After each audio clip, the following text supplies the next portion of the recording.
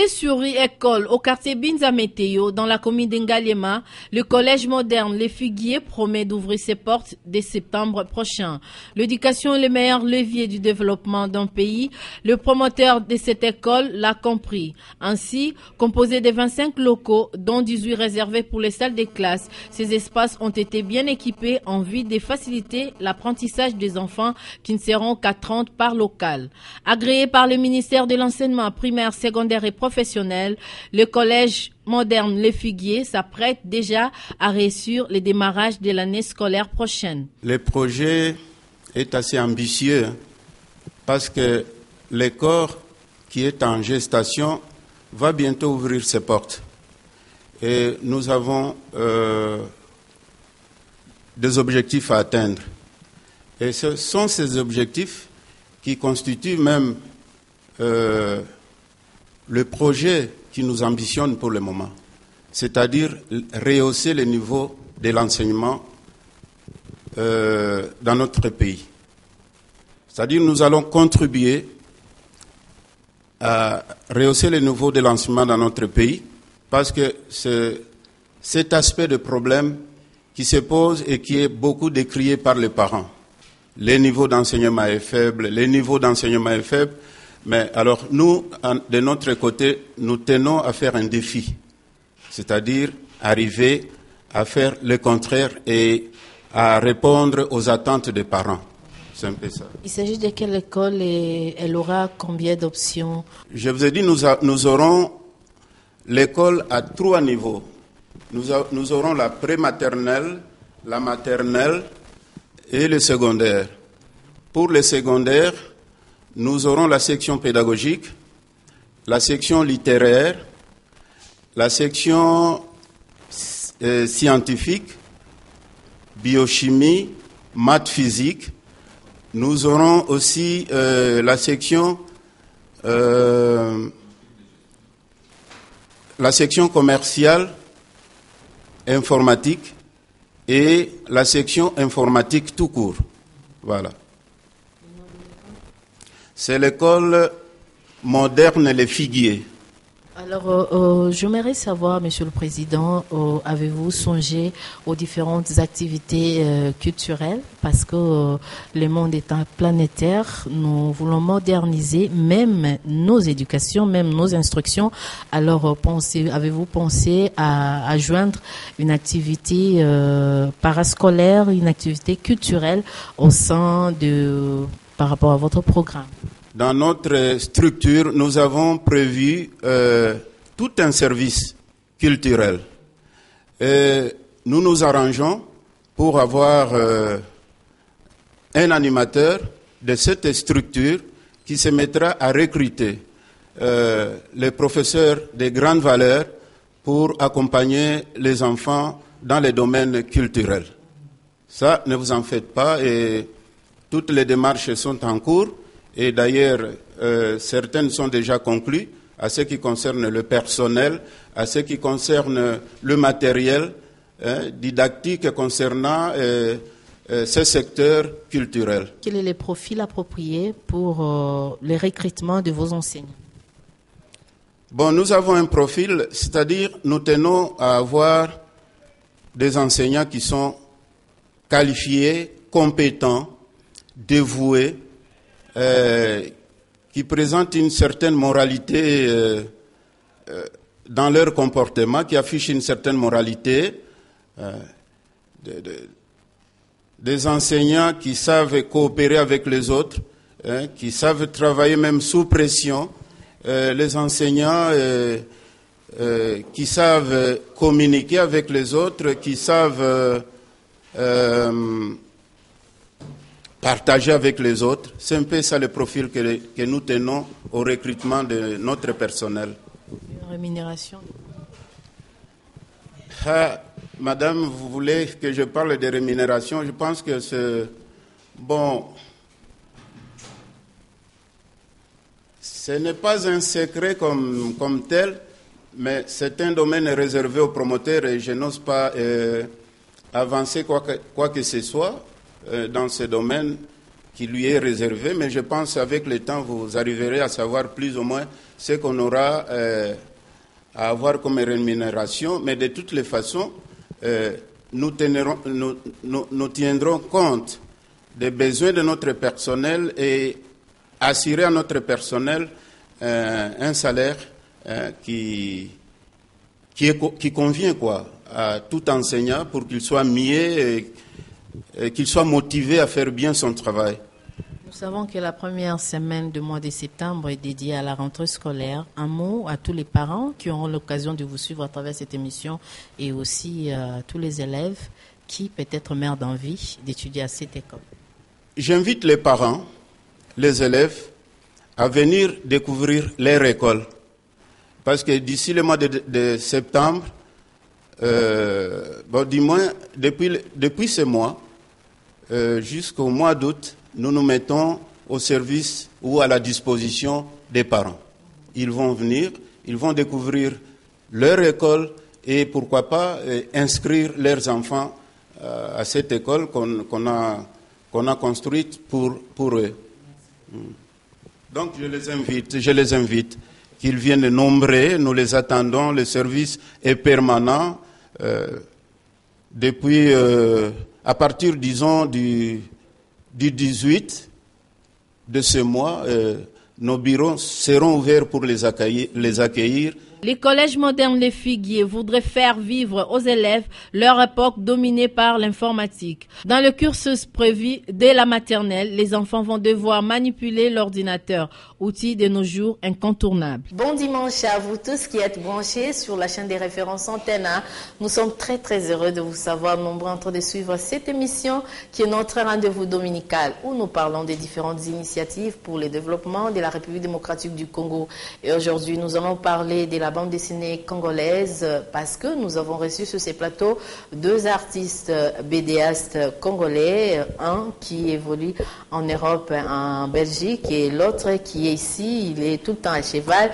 Il s'agit de Patrick Mombili, Pat Mombili pour les intimes et les proches, et puis Asimba Bati, le coordonnateur de l'association Bedekin Label qui est ici à Kinshasa, que vous avez d'ailleurs l'habitude de suivre à travers nos différentes émissions. Alors, puisqu'ils sont là, j'aimerais commencer avec Patrick Mombili, parce que c'est notre invité.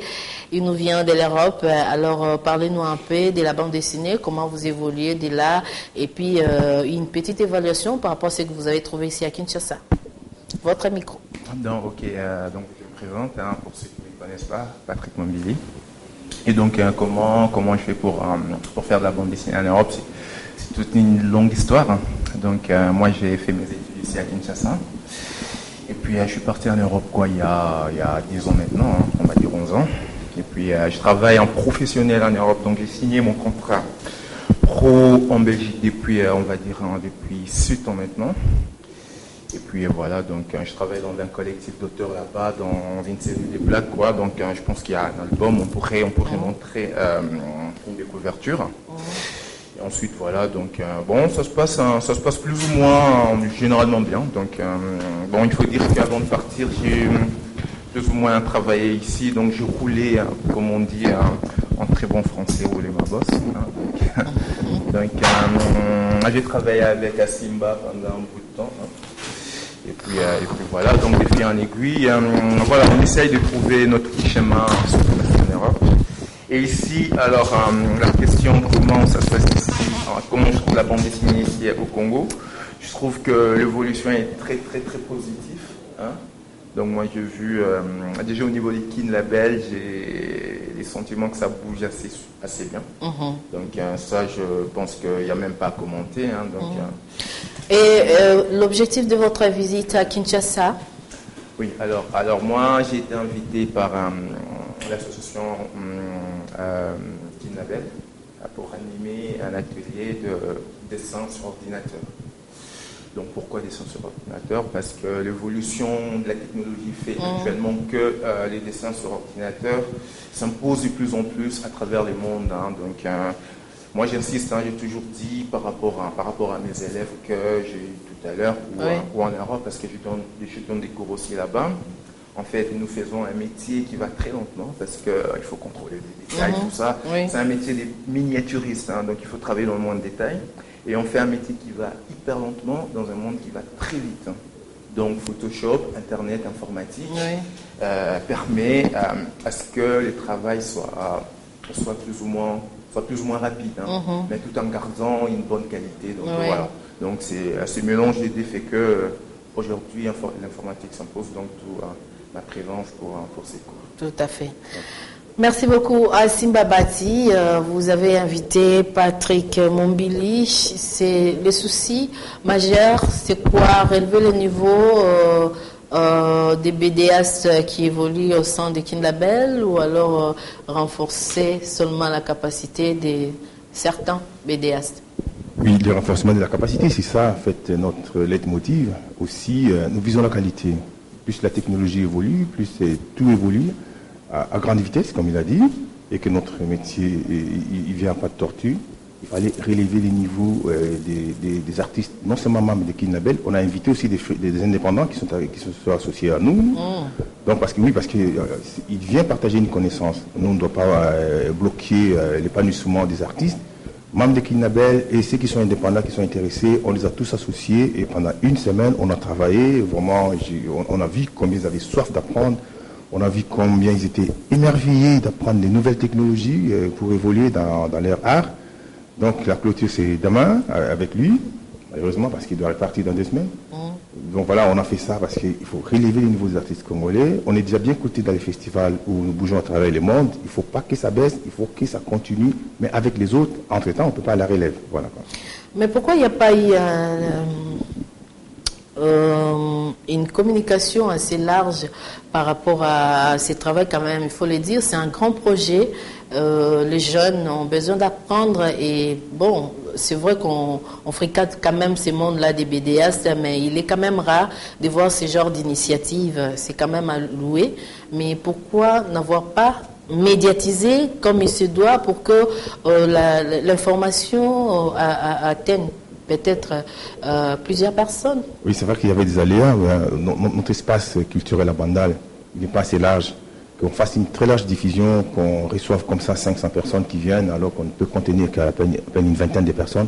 On s'est dit, malgré nous, on fait des bouches à l'oreille à la sienne pour essayer de toucher certaines personnes et puis qu'ils arrivent parce qu'on n'a pas un grand espace d'accueil. Mais c'est pas perdu, c'est une partie remise. Et je crois ceux qui ont participé à cet atelier, ils ont vu, ils ont émis le vœu que ça continue. Si parmi ceux qui nous suivent maintenant, les décideurs, je ne sais pas moi, ceux qui ont l'argent pour sponsoriser la culture, qui veulent soutenir, partez là, ils peuvent appeler à ton numéro de téléphone pour qu'ils reviennent encore pour une formation qui va s'élargir à plusieurs personnes qui sont dans le besoin. Et voilà, donc on peut toujours relancer la chose, il est dispo.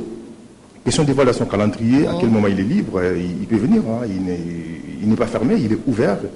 Il faut demander à ceux qui ont suivi l'atelier combien il s'est investi, combien il s'est répété, pour répondre à toutes les questions, de manière à ce que chacun comprenne exactement ce qu'il doit faire. Voilà. J'ai avec moi quelques planches que les téléspectateurs auront quand même l'occasion de découvrir. Ce sont les planches de Patrick Mombili. L'idée générale de cette planche qui va constituer une BD, je ne sais pas, un album ou tout simplement une bande dessinée simple. Donc ici, en fait, il s'agit de crayonner de l'album sur lequel je suis en train de travailler. Oui. Donc je travaille sur 2 projets. Donc entre autres, le contrat que j'ai signé, dont je viens de parler tout à l'heure, il y a 7 ans. Donc je travaille dans une maison d'édition cotée sur place. Et ici, donc, à côté de publications que je fais d'habitude, donc là, il s'agit d'une bande dessinée dont l'action se déroule entre la Belgique et l'Afrique. Donc, en gros, ça parle d'un sujet, des mystères comme ça, entre tout ce qui est, bon, pour les Européens, l'Afrique représente encore un continent mystérieux, tout ça. Donc, ça parle plus ou moins du mystère de l'Afrique, à travers un personnage qui vend une maison. Donc, ça... J'en parlerai bien sûr, donc on a des ateliers dans quelques années. Donc je pourrais en parler en plus à la sortie de l'album. Sinon à côté il y a d'autres dessins sur un autre projet, toujours chez les mêmes éditeurs. Plusieurs projets. Voilà. Donc en gros voilà ça. Voilà, en gros voilà entre autres. Oui, entre autres, ça c'est une planche. Pas à l'ordinateur, mais à l'écoline, ça c'est une autre technique aussi. Donc ça j'aurai l'occasion si on a le temps d'en parler. Caché. Non, caché pas tout à fait. Donc voilà. Si la planche est là, donc il n'y a pas de raison que vous le montrez pas. Donc c'est voilà. Donc sinon il y a d'autres choses. Donc j'ai fait plein de choses, d'autres projets comme ceux-là qui sont celle-là par exemple la planche celle-là, qui est une planche qui a été déjà publiée dans la collection pour laquelle je travaille actuellement. Les personnages utilisés, ce sont des blancs, parce que tu avec les blancs, en fait, tu nous as carrément oublié. Donc, j'ai toujours dit ça. En fait, moi, quand je suis engagé en Europe, je suis engagé en tant que dessinateur tout court, et pas en tant que dessinateur africain, entre guillemets.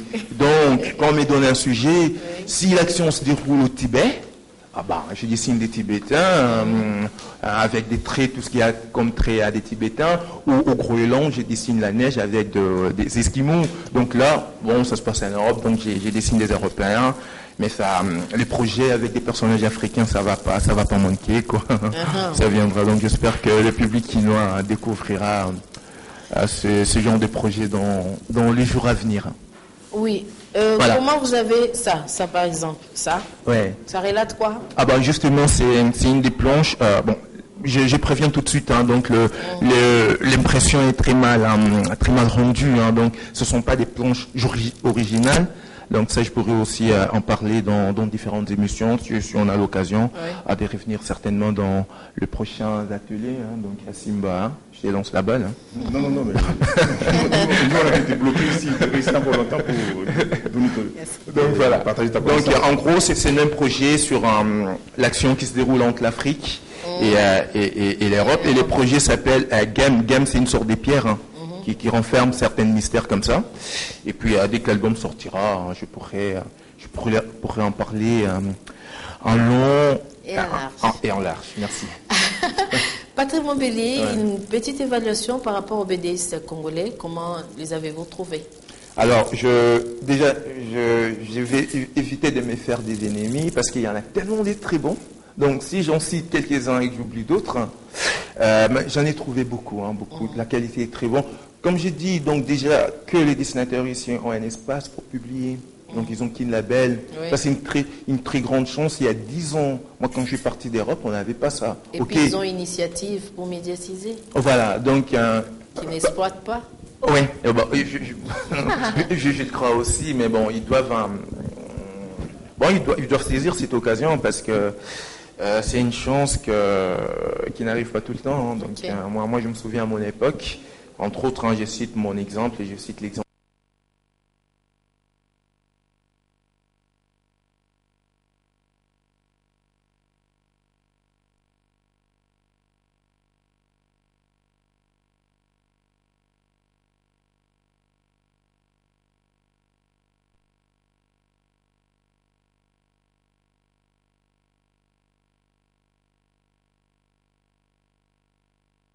Génération, donc on est parti pratiquement au même moment. Des fois on se dit les jeunes aujourd'hui, donc c'est vraiment pas pour leur faire une reproche, ils ont une chance énorme d'avoir des structures comme Kin Label, dans lesquelles ils peuvent faire leur arme, ils peuvent publier et se faire un peu d'argent de poche, qui est toujours très important.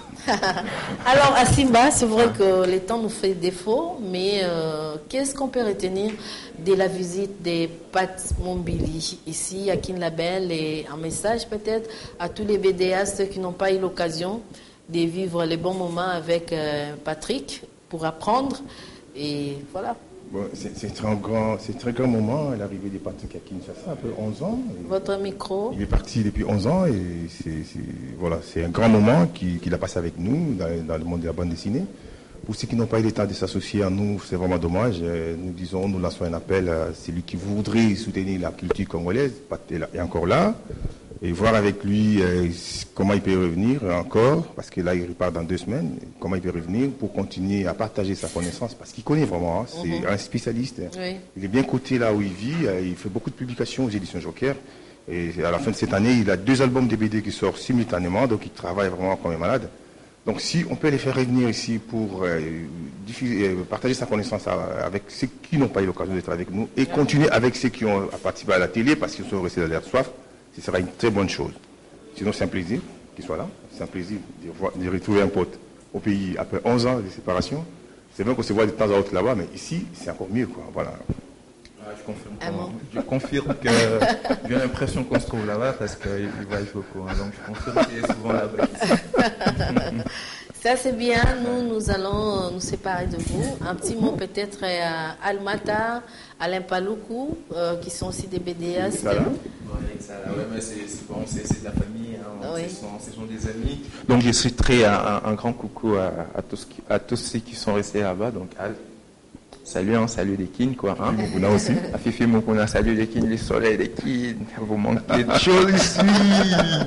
Voilà, quoi. Donc, bon, écoutez, bon, les amis aussi des kines, donc j'en citerai quelques-uns de mes élèves aussi, hein, donc j'ai remarqué qu'ils sont très bons, Judith, Galouadji, Charlène Makani, Mardoché, voilà, tout un tas de jeunes qui sont très bons, donc continuez, Fatih Abouika, continuez dans ces... Pardon Fatih, j'allais oublier, pardon, Fatih Abouika. Hein, ok, bon, c'est dommage, on termine par là. Merci de nous avoir suivis. Vous suivrez la rediffusion de cette émission le jeudi prochain à 16h30. Appelez-nous au 00243 9 91 12 60 60 et en même temps, vous suivrez cette émission en ligne sur Facebook, YouTube, 30 minutes après. Hein, donc, cliquez sur ma initiative et développement. La date d'aujourd'hui, vous trouverez cette émission. Merci à Félicien Essanga d'avoir fait son travail comme il se doit. Merci à vous tous. C'est Almata. Gros coucou à toi, Alain Paloukou. Jace Djemba, les gourous. Merci et on se retrouve dimanche prochain. Au revoir.